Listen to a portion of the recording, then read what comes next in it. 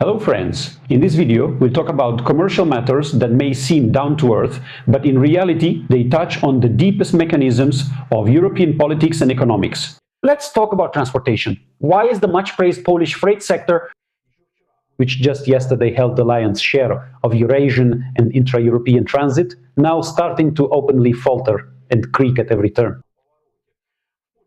Two extremely interesting articles have appeared in the Polish press, particularly on the VNP resource and on the portal of the Union of Employers of Transport and Logistics of Poland. If you strip them of diplomatic business gloss, their meaning boils down to a rather dramatic formula. Trucks are standing idle, contracts are broken, lobbyists are frantically sending letters to the Ministry of Labor, and Poland's competitiveness is rapidly plummeting. Let's talk about this. Now, please leave a like to show your support. A like in support of the working class, a like in support of truck drivers. Friends, thank you so much. Thanks to everyone who subscribes and doesn't forget. Huge thanks to you for your support. By the way, I want to remind you that the best money transfer service, TransferGo, allows you to send money to Ukraine, support your family and friends, and you can also earn 10 euros. All the details are in the link in the description. Well, let's get down to business. By the way, write in the comments, hey, Baldi, why aren't you at the front? Why aren't you at C? Because comments like that will change too. They help promote the videos. The main thing is that your comment should be at least 7 words long. Well, let's get down to business. To a listener who isn't familiar with the material side of things, it might seem like, come on, so what if they're short on truck drivers? No big deal, they'll just hire others. Raise the salary by 100 euros, that's it. But we'll try to look at the process not through the keyhole of some quarterly reports, but in its full historical and systemic context.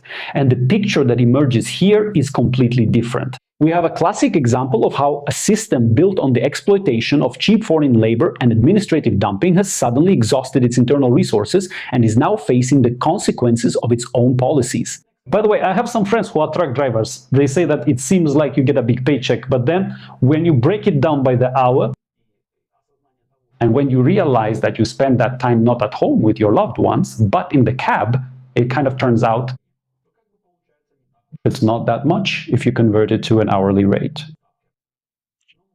But let's get back to the topic. Let's break down how Warsaw ended up at this point, what the Ukrainian factor has to do with it, and why no cosmetic changes to the law will bring back the golden age for Polish carriers. Let's turn to the historical context in general and see how Poland became Europe's trucker. To understand what's happening, we need to take a step back and remember what the so-called Polish economic miracle in logistics has been based on for the past 20 years. After joining the European Union in 2014, Poland instantly found the perfect niche. Its geographical location is right at the crossroads of routes from Western Europe to the east and from Scandinavia to the Balkans, and this coincided with unique labor conditions. Wages in Poland were significantly lower, and even now are much lower than in Germany, France, or the Netherlands, while business appetites are much more aggressive. And Polish transport companies began rapidly buying up trucks, resourcefully undercutting Western freight rates, and pushing German and French truckers out of their own domestic markets. And this was a truly brilliant logistical blitzkrieg. By the 2020s, the Polish truck fleet had become the largest in the European Union. Every 5th international truck driving on highways from Lisbon to Warsaw carried the Polish eagle on its doors. But behind this shiny facade lies a fundamental vulnerability. And who was behind the wheel of these trucks? The Poles themselves? You might ask. Partly, of course, yes, but only at first. As the standard of living in Poland itself grew, Polish drivers began leaving en masse to work in places like Germany and the United Kingdom, where they were paid 1.5 to 2 times more for the same job, and a serious labor shortage emerged. How is this gap filled? That's right, with labor from neighboring countries that are not part of the European Union. I mean, what Dutch person would go work as a driver for a Polish trucking company? Come on. And by the end of 2024, according to official data from the Main Road Transport Inspectorate of Poland, there were more than 150,000 official driver certificates for third country nationals in Poland. Can you imagine 150,000?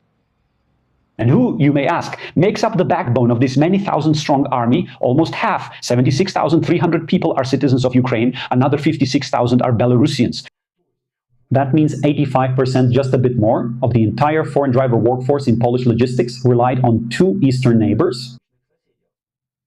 While this system was working, Polish logistics barons were counting their money, and the state was proud of its status as the main transportation artery of the old world. However, any system that feeds off external resources inevitably collapses or at least weakens. Yes, because a resource either runs out or changes its properties. But what's the essence of the current crisis? Well, here we already have bureaucratic paralysis and systemic drought. What do we have in the summer of 26? And look, I'm not making this up. I'm reading Polish newspapers. Of course, you can write, "You're an enemy of Poland, give up your passport." But that won't change the essence. In specialized Polish publications, there is a cry for help from the Transport and Logistics Poland Association. The head of the organization, Maciej Wronski, openly states that we no longer need to prove there's a shortage of drivers in Poland. Today, we need solutions that will allow entrepreneurs to somehow respond to this deficit. If a vehicle is idle, the company suffers direct losses, and on a national scale, we are losing our position. What is the essence of the problem? If we put it in simple terms, just a little over a year ago, in March 2025, the Polish Sejm adopted the conditions, or rather the law on the conditions for allowing foreigners to work. And the law provided for the creation of a special state list of shortage occupations. In Polish, this is called Wykaz Zawodów Deficytowych. The logic was simple. If a profession is included in this list, and an international truck driver should be there, for example, at the top of the list, then a foreign specialist goes through all the bureaucratic procedures for obtaining visas, work permits, and residence permits in a simplified and expedited manner. A year has passed, even more. It's already the middle of 2026, and what do you think? The list still hasn't been published. Moreover, the legislative work on it, which began at the start of the year, has simply gotten stuck in the corridors of the Ministry of Family, Labor, and Social Policy. The bureaucratic machine has shown its true face. The mechanism, which was intended as a lifeline for business, in practice turned out to be nothing more than a stillborn paper ghost. There's really no other way to put it. As a result, an absurd situation has developed, but it's absolutely typical for modern European bureaucracy. The driver, a foreigner, is ready to start working. The Polish carrier is ready to give him a truck and a contract. But the driver physically can't get behind the wheel and leave Poland and drive elsewhere in the European Union, because for months, and in especially absurd cases, even years, he's waiting for his residence and work documents to be processed. His card. Well, because for a truck driver, it's not like a regular factory worker who just goes to work and maybe travels to the Baltic, but a truck driver needs a residence card. The very fact of submitting applications does not give you the right to cross the Schengen zone borders. So the tractor, or as it's properly called, the semi-truck, which costs hundreds of thousands of euros, is sitting in a parking lot somewhere near Wrocław and slowly rusting away. The carrier is paying the lease, paying taxes, fines for broken contracts with German and French clients, but can't send the truck out on a trip right now. And we're talking about thousands of idle trucks. Lobbyists from TLP are demanding radical measures from the government. Either urgently, by executive decision, approve a list of shortage occupations, or even include large transport companies, those with 250 employees or more, in a special register of enterprises of strategic importance for the national economy, in order to create a green corridor for them when legalizing migrants.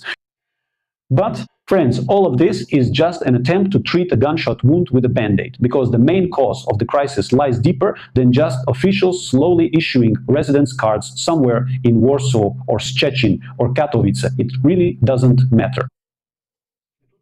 And here we move on to our fourth point, an important one, the Ukrainian factor, from a reliable backstop to a source of instability.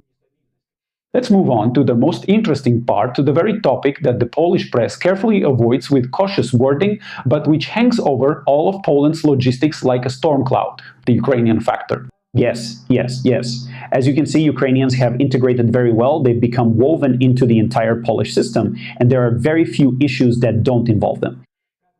As we saw from the statistics, it was Ukrainian citizens who made up the absolute majority of drivers in Polish companies for many years. This was extremely convenient for Polish businesses.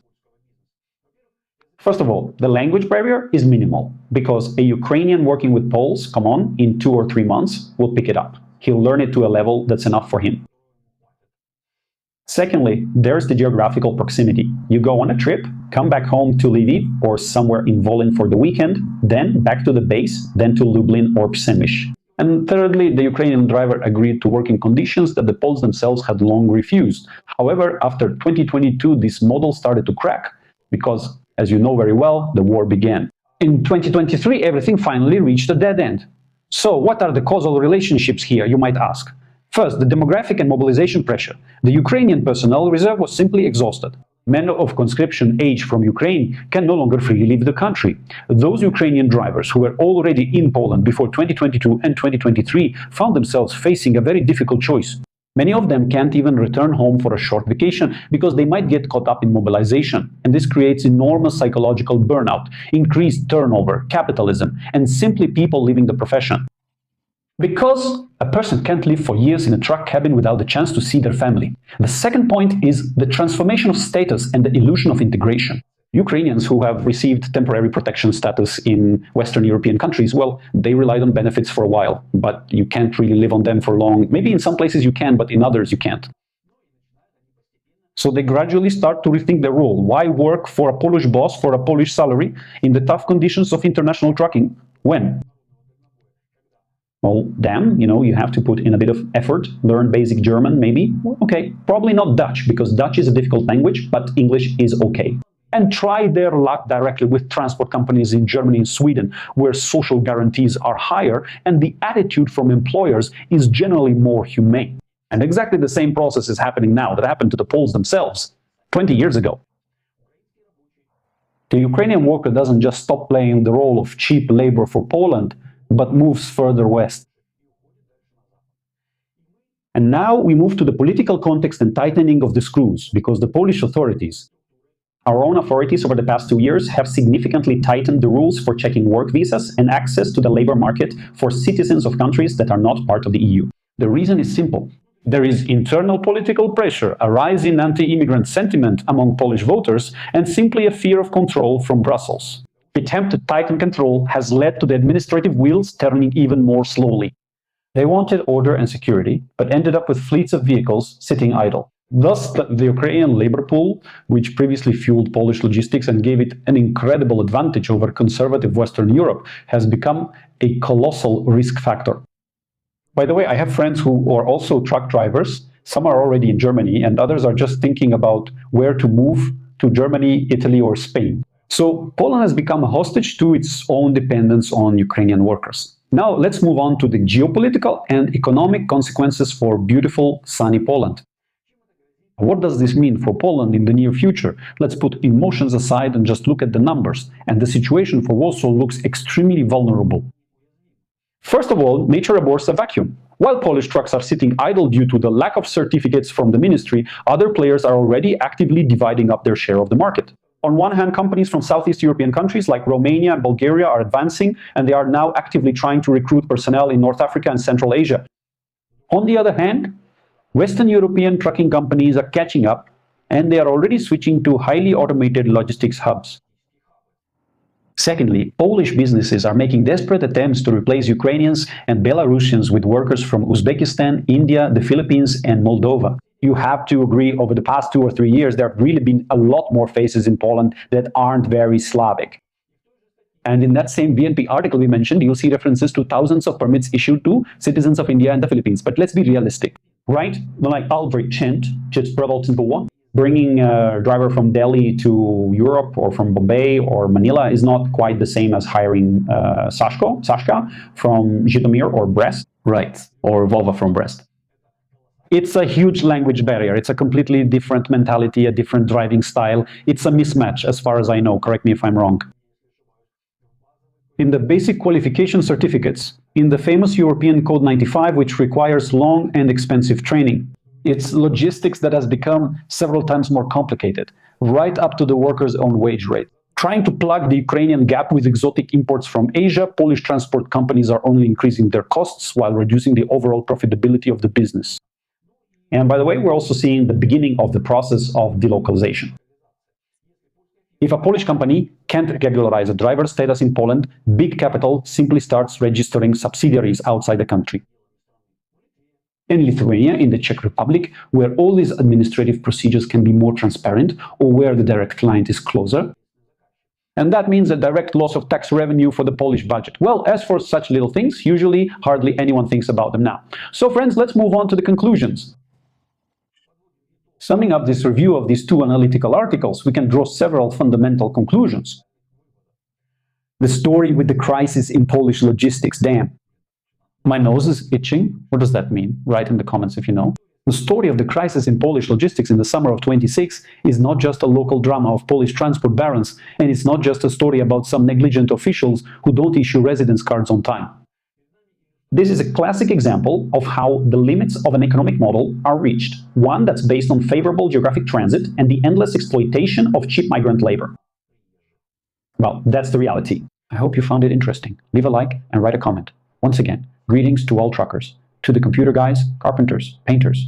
Who else did you ask me to mention? Dental technicians. Yes, dental technicians in Gdansk, and jewelers. They asked for a special mention. So if I didn't mention your profession, guys, sorry about that. Write it in the comments. I read everything. We'll give a shout out in the next episode. So that's all for now. Take care of yourselves and your loved ones. Once again, let me remind you that TransferGo is the best money transfer service. If you want to earn 10 euros, follow the link, register, and send money. Anyway, read everything carefully. That's all for now. See you next time.